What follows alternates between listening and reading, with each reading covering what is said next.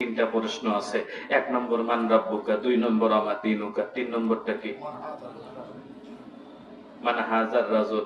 ফেরেশতা জিবরিল হাতের তালুতে নবী মুহাম্মাদের চেহারাটা এনে বলবে এটা কেডা?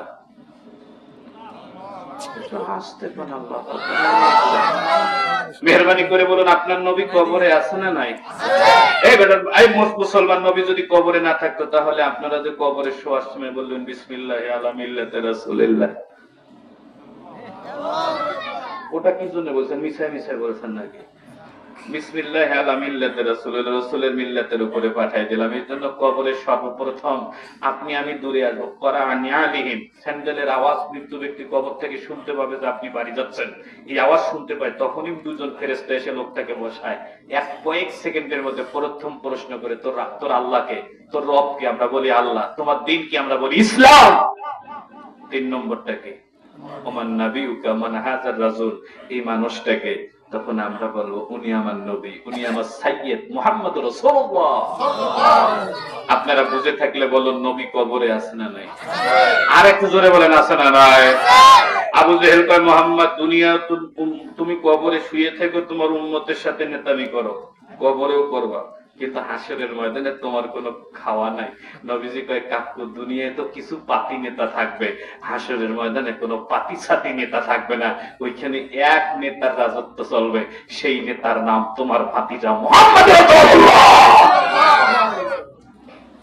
হাসরের ময়দানে কোনো পাতি নেতা থাকবে?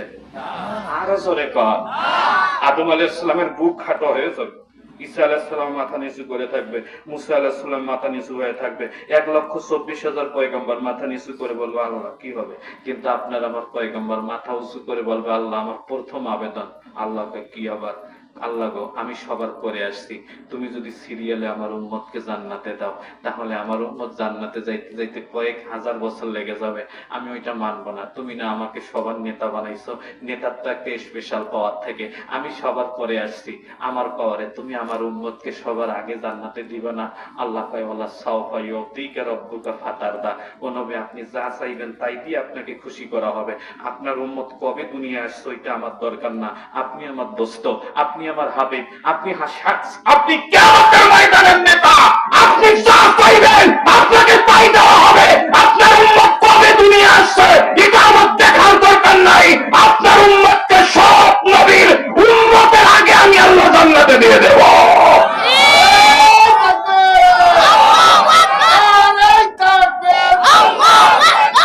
আমরা জান্নাতে যেতে চাই নাকি চাই না? কারা কারা যেতে চাই গো হাত তুলে আমার আল্লাহকে দেখায় দেন। হাত উঁচু করেন, গলাটা একটু আছাড় মারেন, আর একবার মারেন। জীবনে যত চিৎকার করি নাই সবটুকু কণ্ঠনালীর গোড়ায় আনেন। যে ছেলেরা বিয়ে করো নাই যত জোরে বলবা তোমাদের বউ তত সুন্দরী হবে ইনশাআল্লাহ। যদি আসতে বলছো বউ খাটো হবে, মাথায় উকুন হবে, চোখ লাল হবে, গায়ের রং কালো হবে, ছোট বড় হবে, দাঁত ফাঁকা হবে, জীবনে সম্মের মতো ঝগড়া করবে। আর যদি জোরে বলো জান্নাতের হুরের মতো বউ পাবেন। নারায়ে তাকবীর, নারায়ে তাকবীর, আল্লাহু আকবার। আল কোরআনের আলো, আল হাদিসের আলো,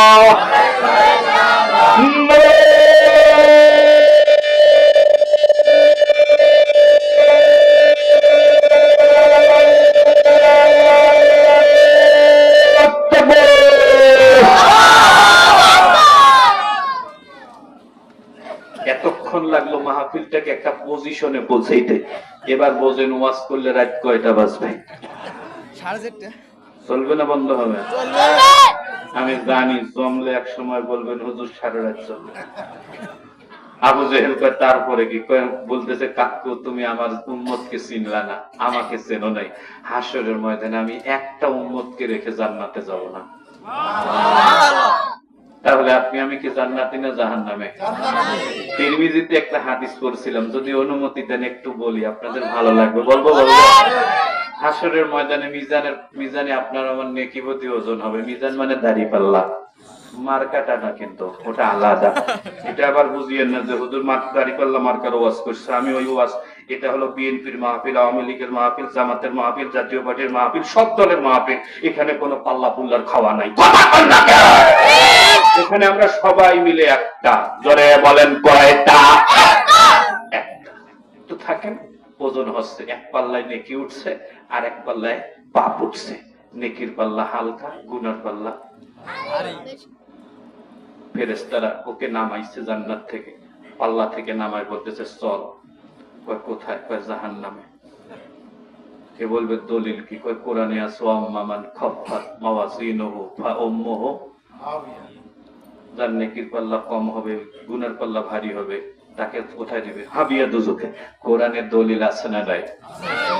উম্মতে মুহাম্মাদি কবে নবী কই? কয় কেন? কয় নবীর কাছে আর একটা দলিল আছে। একটু জোরে বলেন না আল্লাহু আকবার। আমি আপনাদেরকে বলি নামাজটা পড়বেন, দাড়িটা রাখবেন, টুপিটা রাখবেন, পাঞ্জাবিটা পরবেন।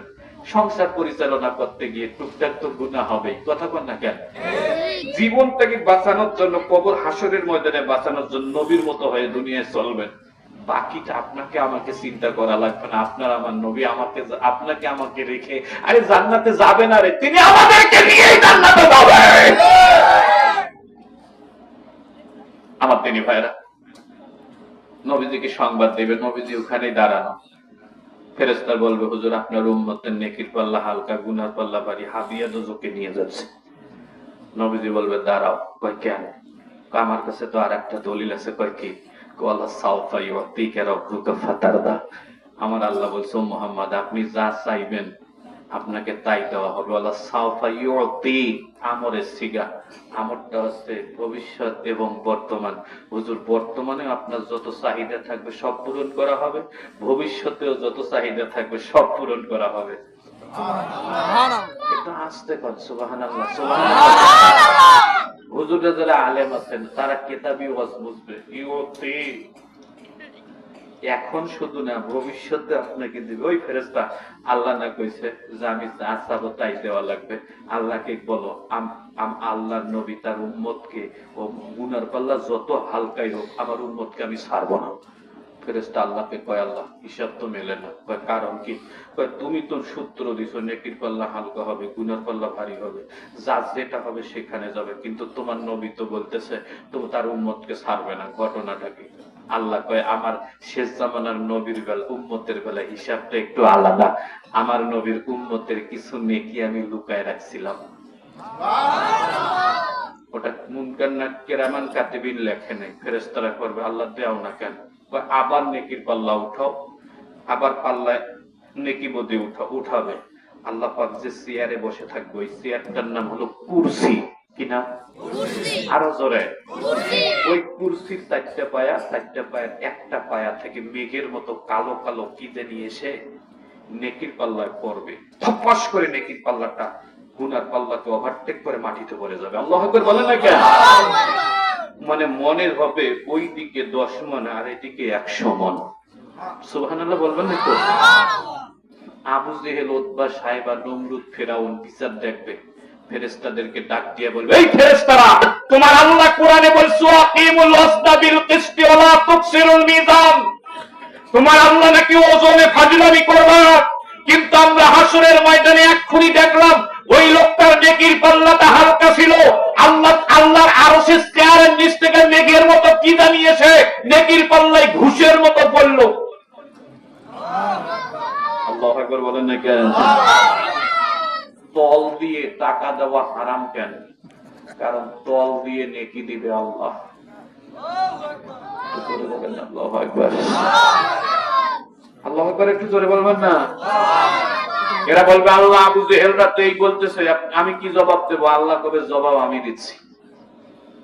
ফেরেশতাদের পক্ষ থেকে একজন এসে বলবে এই ব্যাক্কেলের ব্যাক্কেল, আল্লাহ ওজনে মোটেও ফাজিলামি করেন নাই, আল্লাহ পাক ওজন কায়েম করছে। তোমরা যে দেখছো আরশ কুরসির পায়ের নিচ থেকে মেঘের মতো আসছে, তোমরা এটাকে ঘুষ মনে করছো না।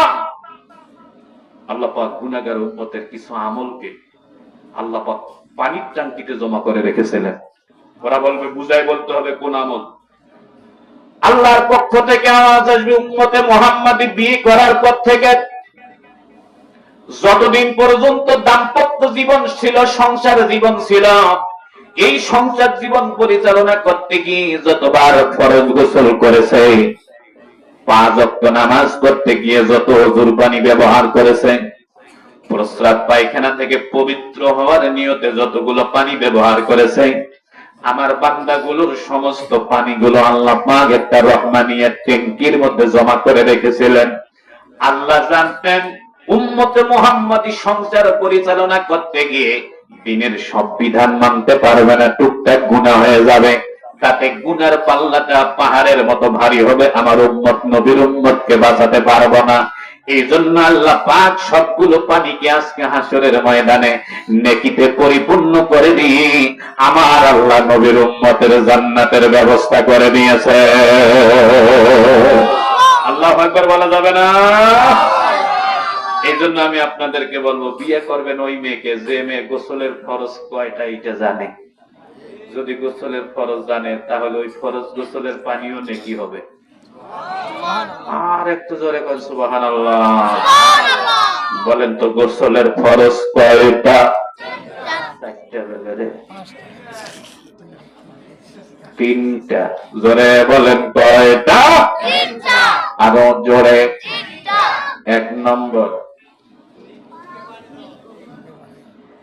বাবারে এই এদেরকে সাথে আপনি তাফসীরুল কোরআন ইসালে সব লিখছেন। আসলে আমাদের মাহফিল গুলো দরকার, শিরোনাম হওয়া দরকার এক বিরাট নামাজ রোজা ওযু গোসল শিক্ষার মাহফিল। এক নম্বর, গড়গড়া করে কুলি করা। কি করা? একটু জোরে বলেন, গড়গড়া করে পানি নিয়ে বলবো তিনবার। জোরে বলেন কয়বার? দুই নম্বর, নাকে পানি দেওয়া। দুই নম্বর, নাকে। তিন নম্বর, গোটা শরীর মাথা থেকে পা থেকে মাথা পর্যন্ত। পুকুরে যদি গোসল করেন ডুব দিবেন, যদি টিউবওয়েলে গোসল করেন বালতি নিয়ে পানি ঢালবেন কিংবা মগ দিয়ে পানি ঢালবেন। পেপে যদি করেন মাথায় পানি ছেড়ে দিবেন। গোসলের ফরজ তিনটা। জোরে বলেন কয়টা? যদি কোনো মেয়েকে এরকম মেয়েকে বিবাহ করেন, মেয়েটা চামড়া একেবারে ধবধবা সাদা, কিন্তু এই নিয়ম জানে না, ওর কপালে তো জাহান্নাম মিলবে না, কারণ ও গোসলের পাক সাপ পবিত্র পরিষ্কার পরিচ্ছন্ন এগুলোই জানে না। আপনারা কি বিরক্ত হচ্ছেন ভাই? এতক্ষণ যত ওয়াজ করলাম না, সবচেয়ে দামি ওয়াজ এই পিছনের 1 মিনিটের ওয়াজ, কিন্তু আমাদের সমাজে এগুলো ওয়াজ কেউ শোনে না। আমার দিনী ভাইয়েরা, এক জায়গায় মাহফিল করতে গেছি ভাই, সভাপতিকে জিজ্ঞেস করলাম আঙ্কেল গোসলের ওযুর ফরজ কয়টা? কয় 8টা। কইলাম ভালো করি কোন? কইলাম ভালো করি কোন? কয় হুজুর 12টা। আর ধমক দেই নেই, ডেলিভারি যেত। আপনারা বলেন তো কয়টা? ওযুর ফরজ কয়টা? 4টা। জোরে বলেন কয়টা? কয়টা? 4টা। 1 নম্বর মুখমণ্ডল, 2 নম্বর হাতের কনুষ, 3 নম্বর মাথা, 4 নম্বর পা টাকনু সহ ধোয়া। ওযুর ফরজ কয়টা? আবু জেহেল ডাক দিয়ে কয় মুহাম্মদ কোরআন তো পড়া হয়েছে, এবার যাও। নবীজি কয় কাকু সূরা তো 2টা আনছি, একটা বলছি, আরো একটা বাকি আছে।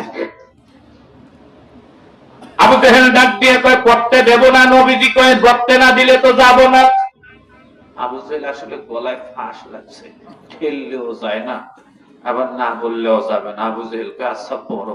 নবীজি কয় 2 নম্বর সূরা পড়বো কাকু? কয় হ্যাঁ পড়ো।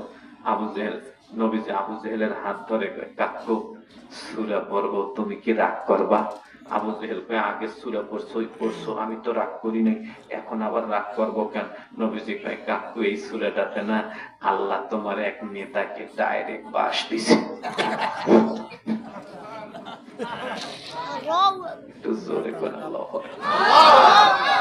ডাইরেক্ট কে দিছে? আর একটু জোরে বলেন কে দিছে? ওই সময় মাহফিলে গেছিলাম, ওই সময় বুঝছেন তো, মানে উনি ভারত যাওয়ার আগের সময় ময়মনসিংহের কোথায় জানি মাহফিলে গেছি। তা আমাকে বলতেছে হুজুর পরিস্থিতি খুব খারাপ, ঠান্ডা ঠান্ডা ওয়াজ করবেন, মাঠে যেন স্লোগান না ওঠে। আমি কই কেন? কয় হুজুর আল্লাহর নাম শুনলে ওদের জ্বলে, যদি উল্টা পাল্টা গরম করেন আপনাকে কিন্তু ধরে নিয়ে যাবে, আজকে ঠান্ডা ঠান্ডা ওয়াজ করবেন। আমি চিন্তা করলাম বাবা কোন জায়গায় আসছি রে, ওয়াজ করে ঠান্ডাও হয় গরমও হয়। আমার খুব ভয় দেখাইছে। আমি চিন্তা করলাম সব মৌলবি জেলে, আমিও যদি যাই তাহলে আমার একটা গুণ আছে, আমি ঘাড়ে কুড়াল থুয়ে পারতে পারি ভালোই। ঘাড়ে কুড়াল রেখে আমি পাড়ার ওস্তাদ, সব কব, কিন্তু আমার ধরার বুদ্ধি নেই। এরকম কিছু মানুষ বাংলাদেশে আছে না? না একটু জোরে বলেন, আছে না ভাই? নাম পাওয়ার দরকার নাই, সব পাওয়া যায়, কথা বল না কেন? কিন্তু আমার বাংলাদেশে কিছু হুজুর আছে ডাইরেক্ট মারে। আমি ডাইরেক্ট মারার পক্ষে না, কারণ সবাই আমরা থাকি, আমরা সব কব, কিন্তু কাক কইলাম ওইটা বুঝতে দেব না। আমি ওনাকে ডাক দিয়ে কইলাম, ভাইজান আপনি টেনশন করিয়েন না, আমি আজকে ঠান্ডা ঠান্ডা ওয়াজ করবো। হুজুর কোন ওয়াজটা ধরবেন? আমি কইলাম আজকে বিয়ার ওয়াজ করবো। বিয়ার ওয়াজ করে কি লাভ হবে? আমি বললাম ওটা এমন একটা বিষয়, ওটাতে আওয়ামী লীগ, বিএনপি, জামাত, জাতীয় পার্টি কেউ মাপ দেয় না, সবাই বিয়ে করে। কথা কন না কেন? একটু জোরে বলেন। বিয়ে করে না? একটু জোরে বলেন। করে না? আমাকে বলে হুজুর বিয়ার ওয়াজ করে কি মাঠ জমবে? আমি বললাম দোয়া করেন, জমায় ছাড়বো, শুধু দোয়া করেন, আমার খুচরা বুদ্ধি আছে। তো বিয়ার ওয়াজ করতেছি, 7টা পয়েন্ট ছিল, 4 নম্বর পয়েন্ট পর্যন্ত ওয়াজ করছি। 5 নম্বর পয়েন্টটা ছিল যৌতুক। তা আমি মনে মনে চিন্তা করলাম, মাঠে এতক্ষণ কোনো শব্দ হচ্ছে না, যৌতুক খোরগুলোকে কোপাবো, ছেলে পেলেরা একটু চিল্লাবে, মাঠটা গরম হবে, ওই ফাঁকে নারায় তাকবীর স্লোগান দেবো, কারণ ওটা আমার দেওয়াই লাগবে, নাইলে হজম হবে না। কথা কন না কেন?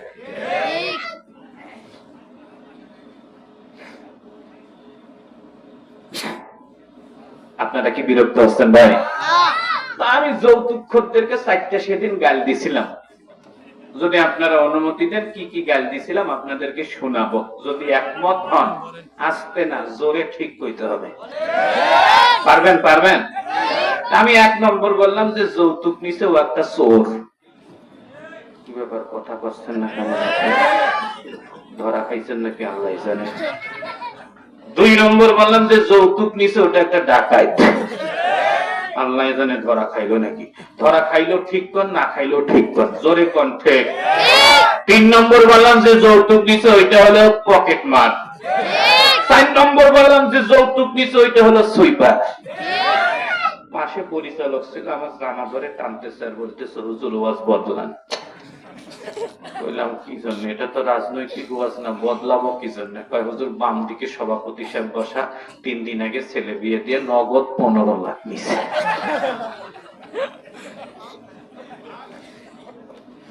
আমি বললাম উনি নিছে তা আমার কি? কয় আপনি স্টেজ থেকে নেমে যে 40,000 নেবেন ওই টাকাটা উনি দিবেন। আমার বোঝা শেষ না, আমার কপালে যাহা দিয়ে নেই। চিন্তা করলাম ওয়াজ তো আর টাকার লোভে ঘুরাইতে পারবো না উল্টা দিকে। আমি কি কইতে পারবো যে সভাপতি নিলে এই হুকুম প্রযোজ্য না? চিন্তা করলাম কপালে যা হয় হোক, যত ছিল সব দিয়ে ওসাইছি ভাই, সেই মতো ওসাইছি। চোখ বন্ধ করে কোপাইছি, চোখ খুলে দেখি সভাপতি নেই। মাহফিল শেষ করে স্টেজ থেকে যখন আমি পরিচালক কয় আপনি নিজের কপালে নিজে কুড়াল মারছেন, এবার বাড়ি যান। আমি বললাম মানে? হাতিয়া তো নিয়ে চলে গেছে উনি। সেদিন মাহফিল শেষ করে ঘরের ভিতর ঢুকে ভিতর দিয়ে সিকটি কিন লাগাই নিজের কান ধরে নিজে সিদ্ধান্ত নিছি, আল্লাহ আজকে থেকে যতদিন বেঁচে থাকবো কারো বুদ্ধি ধরে ওয়াজ নরম গরম করব না, কোরআন হাদিসে যেভাবে আছে ওইভাবে বলতেই থাকবো। এটা বলতে গিয়ে যদি কারো লাগে লাগবে, ইমানদার কখনো জালেমের সাথে আপোষ করে চলতে পারে না। পারে? আরেকটু জোরে বলেন, পারে? এজন্য আমি আপনাদেরকে বলবো, আপনারা যাই হন না কেন সত্যের উপরে দাঁড়িয়ে থাকবেন। কিসের আপোষ? ইমানদাররা একজনকে শুধুমাত্র ভয় করে, মেহেরবানি করে বলো তিনি কে? আবু জেহেল কয় ভাতিজা বাস দেওয়া সূরা পড়া যাবে না। নবীজি কয় কাকু পড়বই। আবু জেহেল কয় আমার বাড়িতে তুমি আমার নেতাকে বাস দিবে কেন? নবীজি কয় কাকু বাস আমি কোথায় দিলাম? কোরআন শরীফকে আমি বানাইছি নাকি? বাস আল্লাহ দিছে, আমি শুধু ফেলায় দিচ্ছি। বাস দিছে কে? আরো জোরে জোর হলো না। আমি আপনাদেরকে বলবো, আপনারা আপনাদের পজিশন থেকে যেখানে পাবেন কোরআন হাদিস বলবেন, যার ঘরে পরে করুক, দেখার দরকার। কারণ আপনি বাসটা আপনি দেন নাই, কে দিছে? আবু জেহেল কয় আচ্ছা দে তো দেখি কোন সূরা। নবীজি কয় কাকু বলবো নাকি? কয় হ্যাঁ বলো। আমার নবীজি এবার বাস দেওয়া সূরা শুরু করছে। আপনাদের এদিকে যদি সূরাটা থাকে তাহলে আমার কোনো দোষ নাই। আমার নবীজি বললেন তাব্বাত ইয়াদা আবি লাহাবিন ওয়া তাব্বা। একটু মেহেরবানি করে বলুন এই সূরাটা এইদিকে আছে না না? ও কাকু, আবু লাহাবের 2 হাতে প্যারালাইসিস হবে। আবু জেহেল কয় বেটা তুই মর, তোর পাপ মরুক। নবীজি কয় কাকু কেন? কয় কেন আমার শ্বশুরকে বলবা 2 হাতে প্যারালাইসিস হবে? আবু জেহেল নবীজি ডাক দিয়ে কয় কাকু রাগ করো না, বাস এখনো শুরু হয়নি, আরো কেবল একটা হয়েছে, আরো 2টা আছে। আবু জেহেল কয় 2টা কি? নবীজি কয় মা আগনা আনহু মালুহু ওয়া মা কাসাব। তোমার শ্বশুর অর্থমন্ত্রী ছিল, যত মাল কামাইছে সব মাটির সাথে মিশে যাবে। আবু জেহেল কয় আরো আছে। নবীজি কয় আসলটাই বাকি আছে। আবু জেহেল কয় আসল কোনটা? কয় কাকু তুমি তো ঘন ঘন শ্বশুর বাড়ি যাও, শাশুড়ি মজা করে রান্ধে, জুত মতো খাও, আল্লাহ তোমার সুখ কেড়ে নিছে। আবু জেহেল কয় কোনটা সুখ? কয় আমরাতুহু হাম্মালাতাল হাতাব, তোমার বউ তোমার শাশুড়িও মরবে। কথা কার? আরো জোরে, আরো জোরে। আবু জেহেলের সহ্য হয় নাই, দৌড় দিছে শ্বশুর বাড়ি। দৌড় দৌড় দৌড়, আল্লাহু আকবার বলেন না কেন? শ্বশুর বাড়ি গিয়ে আবু লাহাবকে ডাক দিছে আব্বা, ও আব্বা, আব্বা রে। আমাদের সমাজে কিছু জামাই আছে নিজের বাপকে বছরে একবার আব্বা কয় কিনে জানি না, শ্বশুরকে আব্বা ডাকতে ডাকতে মুখ দিয়ে ফেনা মুছে মাঝে মাঝে আব্বা আব্বা আব্বা। একটু মেহেরবানি করে বলেন আছে না নাই? নাই নাই নাই। নিজের বাপকে যে বছরে কয়বার আব্বা কয় আল্লাহ জানে, কিন্তু শ্বশুরকে দেখলে আব্বা আব্বা আব্বা। মাঝে মাঝে দেখি নিজের বাপের জন্য চেয়ার থেকে দাঁড়ায় না, আর শ্বশুরের জন্য ঝাড়া চেয়ার বারবার ছাড়ে যে আমার আব্বা বসবে আব্বা বসবে। মেহেরবানি করে বলুন এরকম ভেড়ার বাচ্চা জামাই বাংলাদেশে আছে না নাই?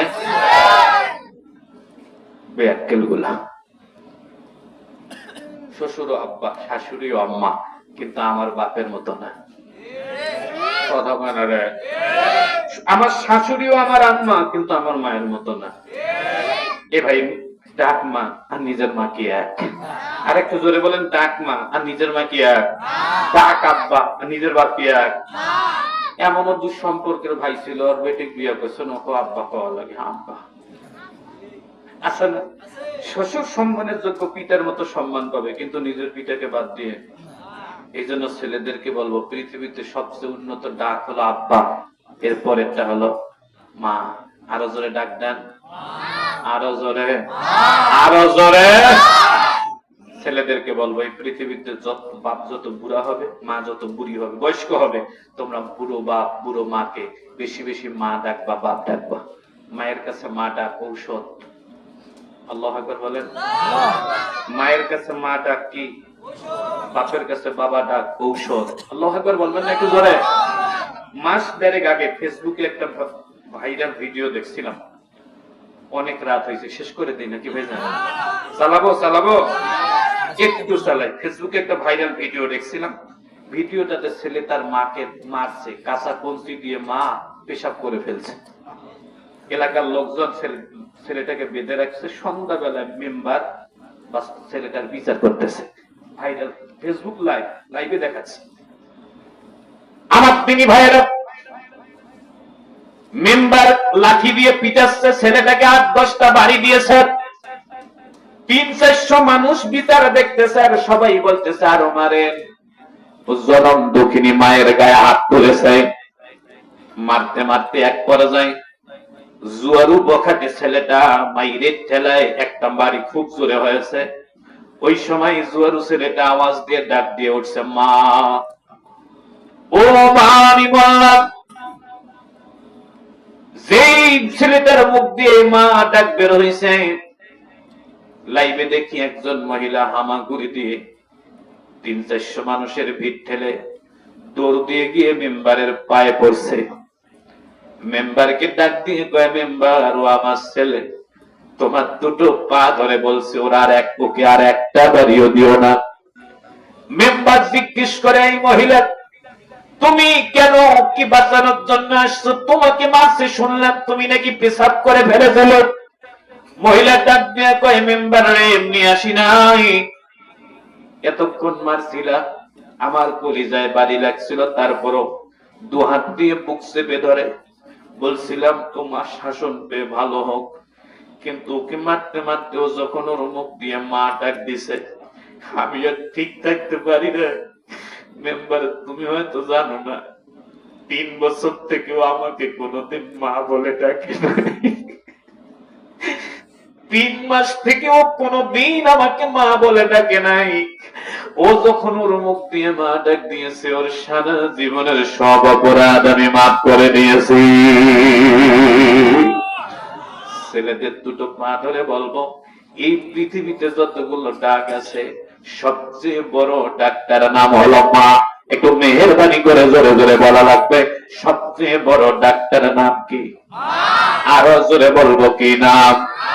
এই ভাইরা একটু আমার মতো হতভাগা কয়জন আছেন আমি জানি না, যারা আছেন আমার মতো একটু হাত তোলেন তো, কার কার এখানে মা নাই? যে ভাইদের মা নাই, ওই ভাইগুলো একটু হাতটা উঁচু করে দিবেন। হাতটা নামান। মা ডাকটা কত দামি, আল্লাহর কসম করে বলছি, এটা বুঝতে গেলে যাদের মা নাই তাদের কাছে শুনতে হবে রে। মা ইন্তেকাল করার পর কতজনকে মা বলে ডাকছি, আল্লাহর কসম করে বলছি, গোটা দুনিয়া কেউ যদি আমরা মা বলে ডাকি, আপন মাকে একবার মা বলে ডাকলে যা হতো আর হবে না। মা যেদিন দুনিয়া থেকে বিদায় হয়, এই 2 বছরে আমার 3টা অভিজ্ঞতা হয়েছে।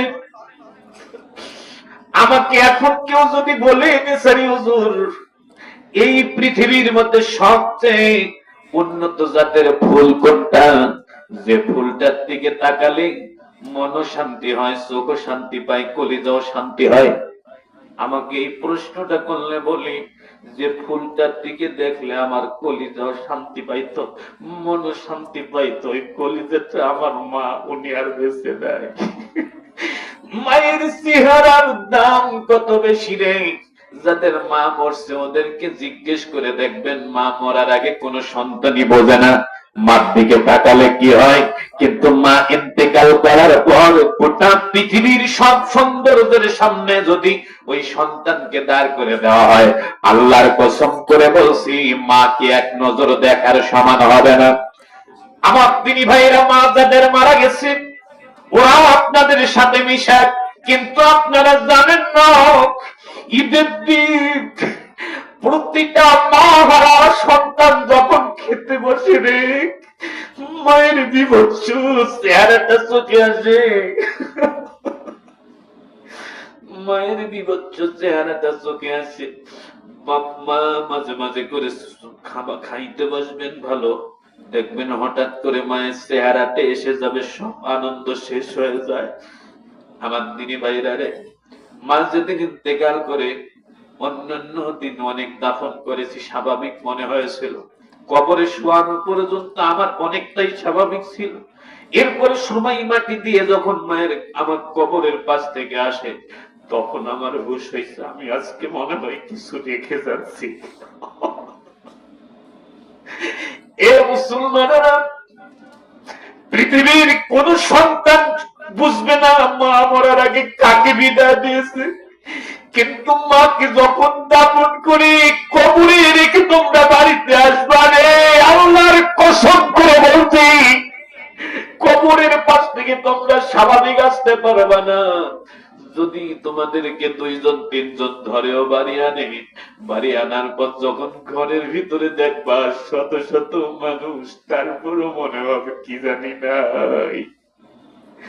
2 নম্বর অভিজ্ঞতাটা হলো, আমাকে কেউ যদি জিজ্ঞেস করে, হুজুর এই পৃথিবীর মধ্যে সবচেয়ে উন্নত জাতের রান্না কোন দেশে হয়, আমি বাংলাদেশ ছাড়াও দেশের বাইরে যাই, আমার 64টা জেলায় এবছরে প্রায় 44-45টা জেলা গিয়েছি, 64টা জেলায় আমার মাহফিল হয়, কোন এলাকার রান্না কেমন আমার মুখস্থ। আমাকে কেউ যদি বলে, হুজুর কোন দেশের রান্না সুন্দর, কোন দেশের রান্নাটা সবচেয়ে ভালো লাগে, আমি কি বলি জানেন?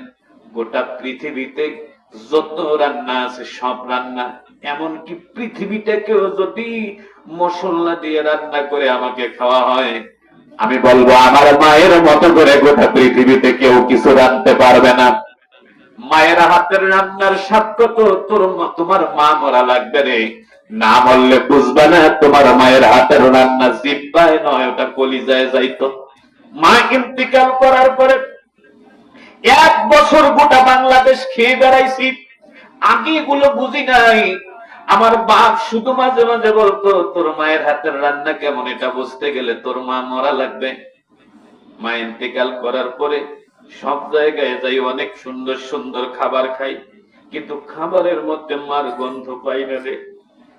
1 বছর খাইছি। গত ঈদের দিন আব্বা আমাকে ফোন দিয়ে কয়, বাড়িতে আমার সাথে খাবার। আমি এক শহরে থাকি, আব্বা আর একখানে থাকেন গ্রামের বাড়িতে।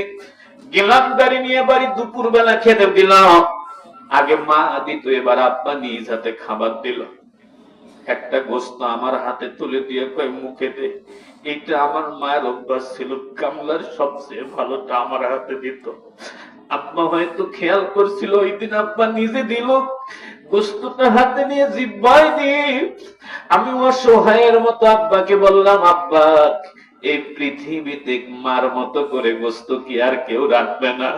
আমার বাপ সেদিন আমার পিঠে হাত দিয়ে, মাথায় হাত দিয়ে কয়, সাইদ রে, যেদিন বাপ মারা যায়, যেদিন মা মারা যায়, সেদিন শুধু মা মরে না, মায়ের হাতের রান্নাও মারা যায়। যেদিন মা মারা যায়, শুধুমাত্র মা মরে না রে, মায়ের হাতের রান্নাটাও মারা যায়। এই জন্য আমি আমার ভাইদের দুটো পায়ে ধরে বলবো, এই রত্ন যাদের আছে রে, আমি তাদের দুটো পা ধরে বলবো, এই রত্নটাকে যতদিন বেঁচে থাকবা কষ্ট দিবা না। 3 নম্বর অভিজ্ঞতাটা হলো, আমার মা ইন্তিকালের আগে আমি কাঁদতে পারতাম না। অনেক বড় ফুর্তিবাজ একটা মানুষ ছিলেন। মা ইন্তিকালের 4-5 দিন আগ পর্যন্ত মায়ের সাথে দুষ্টামি করেছি। মায়ের ক্যান্সার ছিল, বুঝতে দি নাই, একটু বেশি দুষ্ট টাইপের আমি। মা শুধু আমার পিঠে হাত দিয়ে কয়, আমি না বললে বুঝবি না তুই। মা দুনিয়া থেকে বিদায় হওয়ার পর আমি কান্দার জন্য প্র্যাকটিস করে লাগে না রে ভাই। নামাজে দাঁড়ায়, মোনাজাতে হাতটা তুলে যখন রব্বির হামহুমা বলি, কান্না লাগে না, কান্না যেন আগে থেকে চোখে এসে থাকে রে। মাকে হারানোর পর বাবাকে বললাম, বাবা মা মরার পর তো দুনিয়ার স্বাদ চলে গেছে, বাবা বাপ মরার পর আমার কি মনে হবে? আমার আব্বা কয়, বাপ মরার পর পৃথিবীতে কোন সন্তানের লুকানোর জায়গা থাকে না, পৃথিবীটা হয় ফুটবল খেলার মতো সমতল, তোমাকে আগলে রাখার মতো পৃথিবীতে আর কেউ থাকবে না রে। এই জন্য এই ময়দানে যে ভাইদের মা আছে, ওই ভাইদের হাত গুলো আর একবার দেখতে চাই। যাদের মা আছে হাতটা উঁচু করে দাও, যে ভাইদের মা আছে একটু হাতটা উঁচু করে দাও। আজকের দিনে সব ভাইদের দুটো পায়ের নিচে একটা আবেদন করব।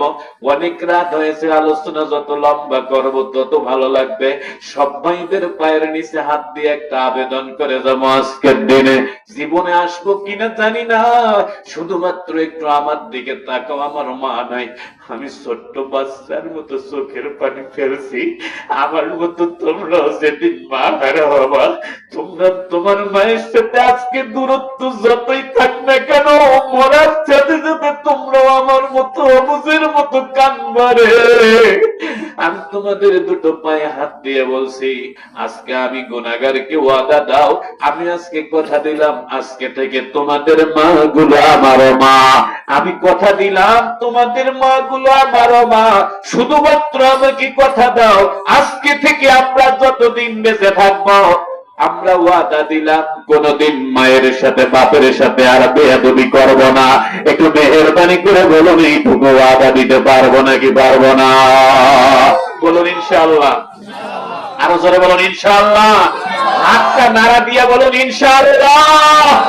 মা বাবাকে কষ্ট দেব? আমার দিনী ভাইরা 2-3 এবার যাদের মা বেঁচে আছে, ওই সকল ভাইদেরকে সহ্য করে বলছি, যাদের মা নাই ওই ভাইদের একটা আমল দিয়ে যাচ্ছি, শুনে নেন। মা ইন্তেকাল করেছে 10 বছর, 15 বছর, 12 বছর, 20 বছর, 2 বছর, 1 বছর, কয়বার মায়ের কবরের সামনে গিয়েছেন? যদি না গিয়ে থাকেন, আজকে আমি মুসাফির আপনাদেরকে একটা আমল দিয়ে গেলাম। মায়ের চরিত্র ছিল সারা জীবন আপনাকে দেখেছে, শুধু আপনাকে না, জন্ম থেকে আপনার বিয়ে পর্যন্ত আপনার খেয়াল করেছে। বিয়ের পরে যেই না আপনার একটা বাচ্চা হয়েছে, নাতি নাতনি হওয়ার পর বাচ্চাটার দখল মা বাবাই নিয়েছে। সারা জীবন আমার যত্ন করার পর আমার মায়ের সামনে আমার ছেলের গায়ে হাত দিয়েছিলাম একবার। বাচ্চাটাকে আমার কাছ থেকে কেড়ে নিয়ে বুকের সাথে জড়িয়ে ধরে বলে, খবরদার ওকে মারবা না। বাপের সামনে বাচ্চাকে মারতে পারি না। ওকে কেড়ে নিয়ে কয়, কেন ওকে মারিস? তুই জানিস না আমার কষ্ট হয়। শুধু আপনার বাপ, আপনার মা আপনার যত্ন করে নাই, আপনার সন্তানের যত্ন করেছে। আজকে আপনাদের দুটো পায়ে ধরে বলবো, যাদের মা নাই, কবরে চলে গেছে, আমি আজকে আপনাদেরকে বলছি, প্রতিদিন যদি টাইম না পান, কমপক্ষে জুমার নামাজের দিন 5টা মিনিটের জন্য জুমারটা আবার শেষ করে সোজা পায়ের কবরের সামনে গিয়ে একটু দাঁড়াবেন। যদি মনে চায় মরা মাকে মা বলে ডাকবেন, যদি মনে চায় আব্বাকে আব্বা বলে ডাকবেন। কবরের পাশে গিয়ে সালাম দিয়ে একবার আম্মা একবার মা বলে ডাক দিয়ে সালাম দিবেন। যা পারেন একটু তেলাওয়াত করবেন। শুনে রাখুন, আপনি আপনার মাকে বাবাকে সালাম দিলে তারা কবর থেকে আপনার সালাম শুনতে পায়। আপনি সালাম দিয়ে দাঁড়াবেন, ডানে দাঁড়ান বামে দাঁড়ান, পায়ের কাছে দাঁড়ান মাথার কাছে দাঁড়ান, গভীর নয়নে তাকাবেন, মায়ের চেহারা বাপের চেহারা মনে করবেন, গিয়ে দাঁড়াবেন, আব্বা বলে কিংবা মা বলে ডাকবেন। কিংবা যদি মনে করেন সুন্নাত তরিকায় সালাম দিবেন, আসসালামু আলাইকুম ইয়া আহলাল কুবুর, এটা বলে সালাম দিবেন। দেওয়ার পরে যা পারেন সূরা ফাতিহা, সূরা ইখলাস, নাস, ফালাক যাই পারেন একটু তেলাওয়াত করে দুটো হাত তুলে দিবেন আল্লাহর দরবারে। আল্লাহকে একটুখানি বলবেন, আল্লাহ আমি বুঝি নাই, মায়ের যত্ন করতে পারি নাই, বাপের যত্ন করতে পারি নাই। আল্লাহ তাদের রেখে দেওয়া সম্পদ গুলো খাচ্ছি, তাদের বাড়িতেই আছি। আল্লাহ সব আছে, মা নাই বাবা নাই। আপনি কাগজ কলম লিখে নেন। আপনি যদি আপনার মা আপনার কষ্টের সময় যেরকম করে কাঁদত, আপনি যদি আপনার বাপের কবরের সামনে মায়ের কবরের সামনে ওই রকম করে কাঁদতে পারেন, আপনার চোখের পানি নাকের ডগায় আসার আগে আমার আল্লাহ পাক আপনার মা বাবার কবর গেরিয়া জান্নাত বানায় দিবে।